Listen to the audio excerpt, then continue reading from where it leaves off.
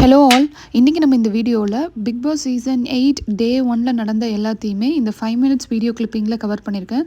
So welcome to our video. So video start ஆன உடனே ஜாக்லினை தான் ஃபோக்கஸ் பண்ணி காட்டுறாங்க. ஜாக்லினுக்கு வந்து பசங்க போட்ட ரூல்ஸ் சுத்தமாக பிடிக்கல. லைக் அவங்கள 1 வீக் வந்து கம்ப்ளீட்டாக மென் யாரையுமே நாமினேட் பண்ணக்கூடாதுங்கிற ரூல்ஸ் வந்து அவங்களுக்கு பிடிக்கல. ஸோ அதனால் அவங்க வந்து ரூமில் தூங்காமல் தனியாக ஒரு லிவிங் ஸ்பேஸில் தூங்குறாங்க. ஸோ நெக்ஸ்ட் டே மார்னிங் டே 1 ஸ்டார்ட் ஆகுது வித் ஒரு குத்து சாங். ஸோ எல்லாருமே அந்த கார்டன் ஏரியாவில் டான்ஸ் ஆடி என்ஜாய் பண்ணிகிட்ருக்காங்க. ஸோ சாங்ஸ்க்கெலாம் டான்ஸ் ஆடி முடிஞ்சதுக்கப்புறம் எல்லோரும் ஒன்றா சேர்ந்து உட்காந்து ஒரு டாஸ்க் ப்ளே பண்ணுறாங்க. அந்த டாஸ்க் என்னென்னா, நான் ஏன் 24 ஹவர்ஸ்க்குள்ளே எலிமினேட் ஆகக்கூடாது அப்படிங்கிறதுக்கு ரீசன் 1 மினிட்குள்ளே எல்லாருமே தெளிவாக சொல்லணும். அதுதான் அந்த டாஸ்க். அந்த டாஸ்கில் ஒவ்வொரு கண்டஸ்டண்ட்டும் நான் ஏன் இந்த வீட்டில் இருக்கணும், 24 ஹவர்ஸில் எலிமினேட் ஆகக்கூடாதுங்கிறதுக்கான ரீசன் ரொம்ப தெளிவாக சொல்லிட்டு இருந்தாங்க. அப்போ தான் சஞ்சனா வந்து எனக்கு வெளியில் போனாலும் கவலை இல்லை அப்படின்னு வார்த்தையை விட்டுட்டாங்க.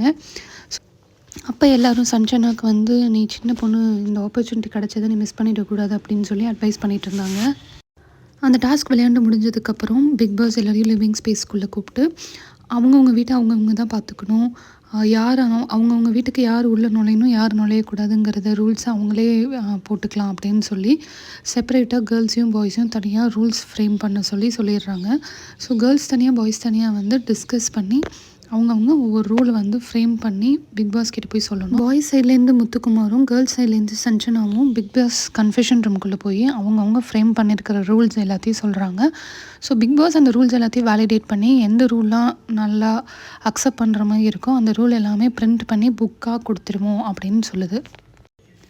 ஸோ அந்த டாஸ்க் முடிஞ்சதுக்கப்புறம் 24 ஹவர்ஸ்க்குள்ளே யார் எலிமினேட் ஆகி வெளியில் போகிறா அப்படிங்கிறதுக்கான ஓட்டிங் ப்ராசஸ் நடந்தது லிவிங் ஹாலில்.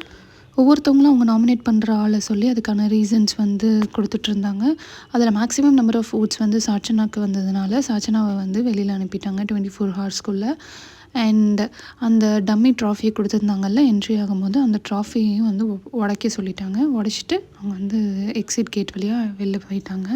சாச்சனா வீட்டை விட்டு வெளில போனதுக்கப்புறம் ஜாக்லினும் முத்துக்குமாரும் வந்து நீங்கள் நாமினேட் பண்ண ரீசன் எனக்கு பிடிக்கல அப்படின்னு சொல்லி ஜாக்லின் வந்து முத்துக்குமார் கிட்ட ஆர்கியூ பண்ணிகிட்ருக்காங்க.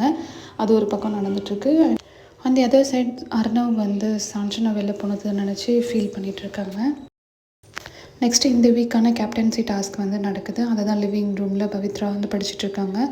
இந்த டாஸ்க் வந்து மியூசிக் சேர் மாதிரி தான். இந்த டாஸ்கோட எண்டில் யார் வந்து சேரில் உட்காந்து ஒரே ஒரு சேரில் யார் உட்காந்துருக்காங்களோ அவங்க தான் வின்னர்.